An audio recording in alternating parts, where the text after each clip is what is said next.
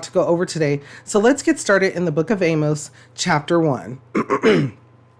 The words of Amos, one of the shepherds of Tekoa, what he saw concerning Israel 2 years before the earthquake, when Uzziah was king of Judah and Jeroboam, son of Joash, was king of Israel.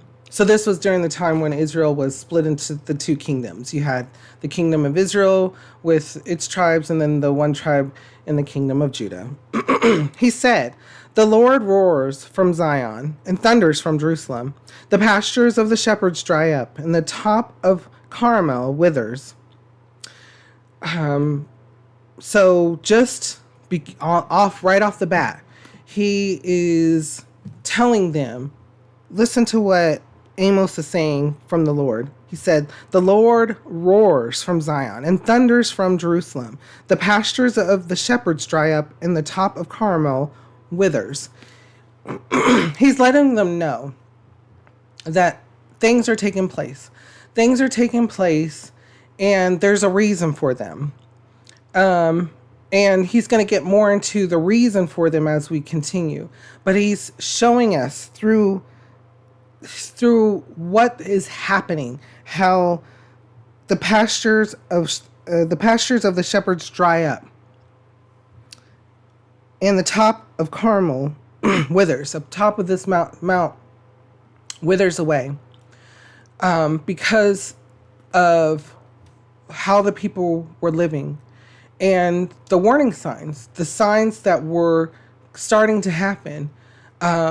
The beauty of the land starting to fade away because they were moving away from worshiping the Lord. Remember, Jeroboam was one that had just taken the reins in Israel, split off from all 12 tribes, because the son of Solomon wanted to create a harder yoke, did not listen to the elders, did not seek the Lord's wisdom, but sought the wisdom of his friends, of people he grew up and around with, people who had plenty.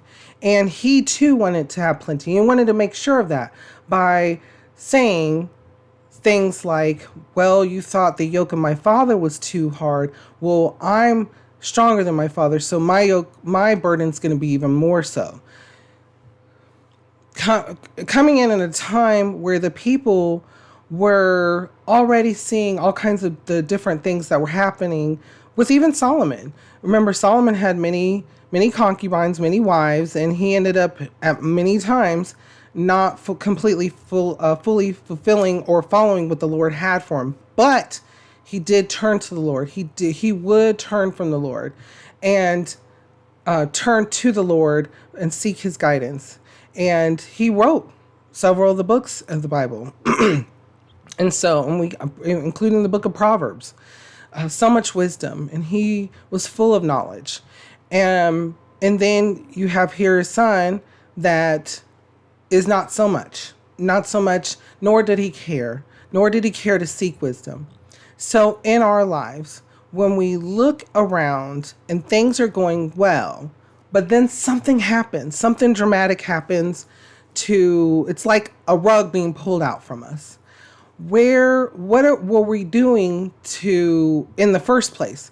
Was our eyes on the Lord, or were we seeking self-gratification? Were we seeking things beyond the Lord's will, beyond what things that the Lord had in store for us, because we wanted to do those things, or we saw that it was better for us?